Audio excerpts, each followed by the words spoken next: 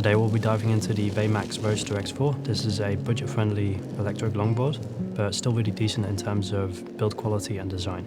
It has a very smooth acceleration curve, which makes it ride a lot nicer than some of the other boards I own. Now, I only got about 50 kilometers on this thing right now, so I can't really speak to its longevity. But we did take it apart in this video, and it seems really nicely built. Like, the internals are well protected from the elements, and yeah, it just looks like it's going to last you a long time.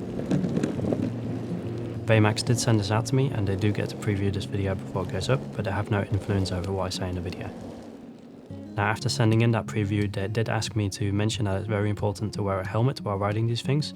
Throughout the video, I'm not wearing a helmet, which is kind of stupid, but you can definitely go on YouTube, watch some of these tests that they put helmets through, and they'll also show you like what happens when you don't wear a helmet.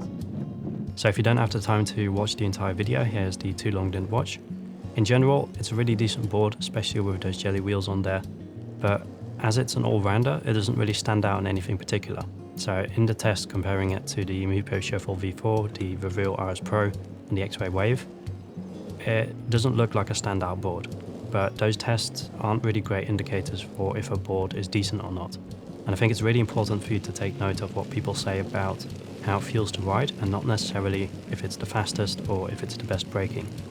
And I really made that mistake with my first board, where I'd basically look like, okay, what's my budget and what's the fastest in acceleration and which one brakes the best, which landed me on the Shuffle 4, like the Meepo Shuffle, which I absolutely hate. The ESC on that one is way too twitchy. You press the gas, nothing really happens, and you press it a little bit more, and all of a sudden that board just shoots away. Now, the Veymax doesn't suffer from this. It's really beginner friendly, and it will last you a long time, as I mentioned earlier. So I'll start with the design. The deck is a robust blend of Canadian maple and fiberglass, pretty common these days. Offers quite a lot of resilience, and it's not as flexible as like a bamboo deck, but it's also not really necessary. It's more like optimized for speed. Counterintuitive to that, you have those 105mm jelly wheels, which I really like, and they look kind of like those cloud wheels, but I don't really have the cloud wheels on hand to compare them to. The overall look of the board is also really great. The battery compartment and the ESC housing have these straight angles instead of it being rounded over.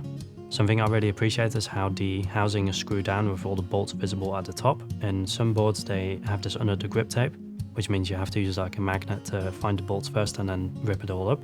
It's also just very rugged in design. So if you take a look at the Meepo, the bolts are screwed into the inside of the housing, and it's basically just held in place with glue, or it's like molten into that plastic bit. But if that releases because of all the shaking that this board will go through, then that's basically the end of life. You can't really like fix that. With the Veymax, it's way better. Like, they have these nuts on the other side, which does mean that if you over tighten them, you can ruin the housing, but you just got to be careful with that. And when we take it apart, we can see that the battery compartment is really nicely weather sealed with this full rubber patch, so to say. It makes it really easy to line everything up again. The ESC housing has a bit more rudimentary design here, but still a way thicker like rubber sealing around the edges. Way thicker than any other board I've ever taken apart. So that's really nice to see. It seems like this one might actually be capable of surviving the Dutch rain.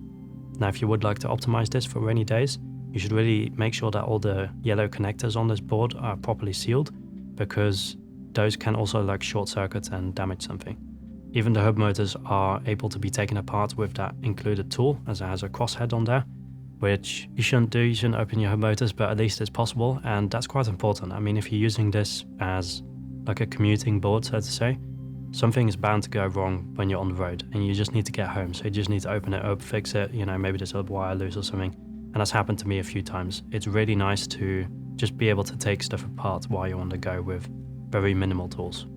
It also features some of these bumper guards at the top and bottom, which I really appreciate. I always really dislike it when the top and bottom get damaged. It's nice wood, so there was some concern that there might be some water collecting underneath this stuff, which didn't seem to be the case. I went through quite a few splashes and everything was dry.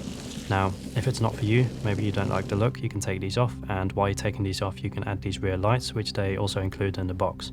Now, for all the testing, I left these off. They're not really connected to the ESC in any way, just rechargeable with USB-C, but it's nice that they're there.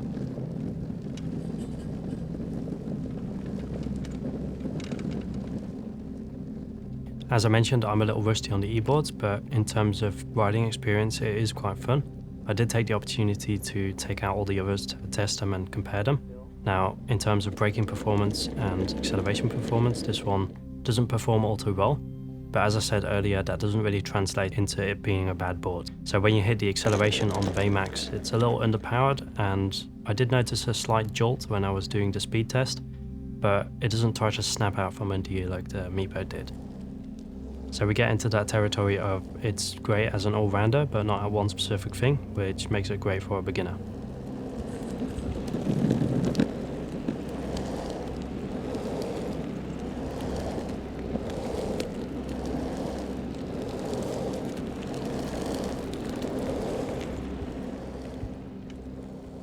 In terms of the ESC, they're using the Lingyi 8.0. I haven't had any experience with this one yet, but with these larger wheels, it does feel quite smooth. I'm really curious to see what they would act like with the smaller street wheels, because in that regard it would have a lot more torque and might make it more competitive in these tests.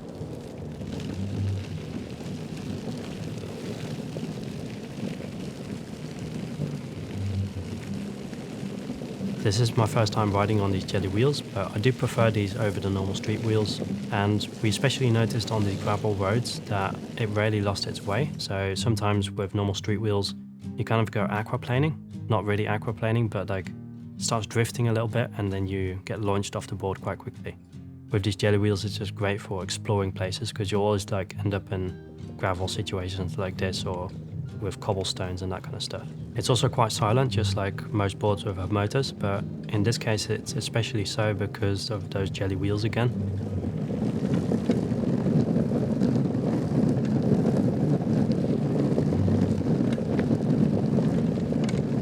They absorb quite a lot of those vibrations. This can be quite nice if you just want to be low profile or you don't want to disturb anybody in like a quiet, nice nature environment and go for a chill ride.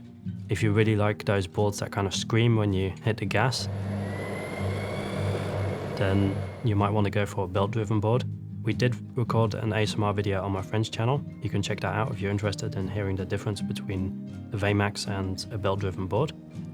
In terms of performance, it has dual 550 watt motors with a top speed of 29 miles per hour or 46 kilometers per hour, which is quite accurate. I was able to achieve 28 miles per hour on this board, and I weigh in at 80 kilograms. Now, its stated range is 13 miles or 21 kilometers, which is almost always an overstatement on these boards.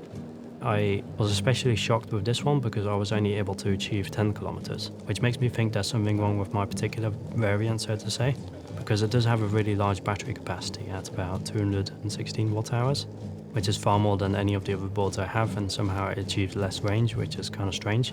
Now, it could be due to the wheels, because those are a little larger and a bit more squishy, so it does result in some loss there, but a 10 kilometer difference is quite a lot, so definitely check out some other reviews and see if they also came to the same conclusion. Perhaps this one is just a dud. In terms of charging, it looks somewhat like a proprietary connector, so if it breaks you'll have to buy a new one from their store. Charging time ranges from 3 to 4 hours, which I've never really had an issue with. Never had a moment where I wanted to go for a ride and it's not full or anything like that. You get a fairly standard remote with this thing, nothing fancy here. Has USB-C charging at the bottom, nice little display that indicates your speed alongside which mode you're in, so you can adjust the mode independently. If you just want to test it when you get it in the house, see if it works, then that first speed mode is the way to go. It doesn't go that fast. At 9.3 kilograms, it's not too heavy to use as a commuter, and I'm actually quite shocked every time I use it because it's quite manageable. Like, I strap it to my backpack and bike to the testing location. It doesn't completely drain me, so to say.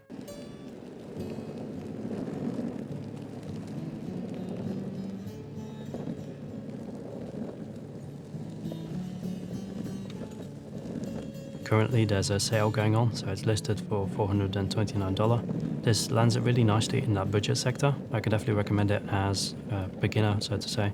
And if you're looking for your first board, this is certainly a lot better than I ever did. Now, if you have any experience with it, let me know in the comments, and hopefully see you in the next one.